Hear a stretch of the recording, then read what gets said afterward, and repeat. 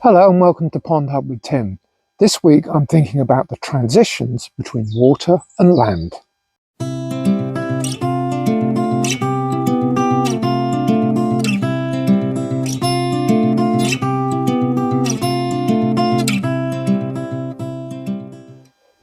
It's another beautiful spring morning just at the end of April, and everything is going great guns in the ponds. The tadpoles are thriving, the amphibian breeding season is well underway.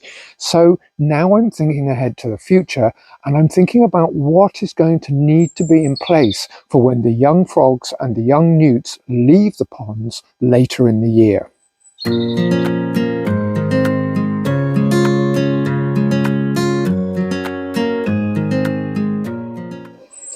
So when I'm thinking about how amphibians get out of my ponds, I need to think from a kind of frog's point of view.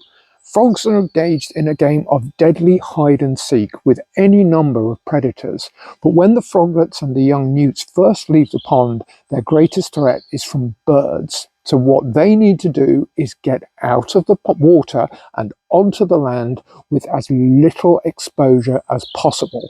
And for me, that's through my marshes. And I'm thinking about the marshes in zones. I'm thinking about them having cover all the way from the water into the land. In a number of places I've seen wildlife ramps recommended, and wildlife ramps are indeed a good idea. They're mainly a good idea for larger animals that might fall into the pond and might be at risk of drowning, so things like hedgehogs.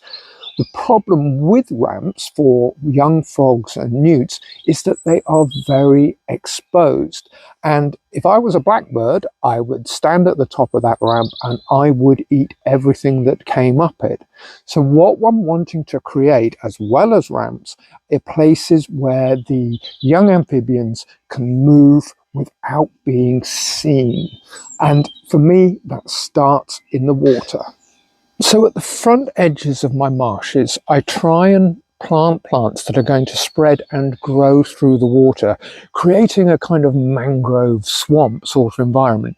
These create excellent hiding places. They're excellent hiding places for tadpoles and then for the young frogs. And they are the beginning of a covered transition from water to land. So let's have a look and see what that looks like. So as you can see, before I've even left the water, there's plenty of opportunities for the young amphibians and toads to get under cover. Now, any number of plants will do this. Lots of reeds, water plantain, brook lime, the mare's tail, they will all grow like that.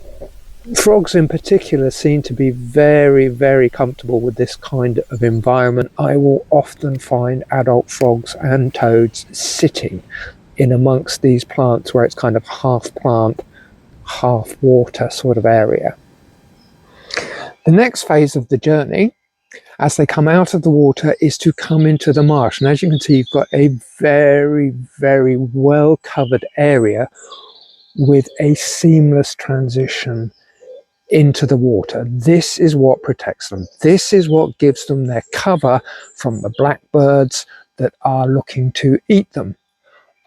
Behind the marsh, I'm then going for more cover. I find geraniums are particularly good at providing the kind of dense, well-covered, damp areas that the frogs and young newts are going to need, where they can hunt safely. And then behind that, I'm going for logs, which create hibernation spots for them. So they're just within that one transition from water to marsh to land.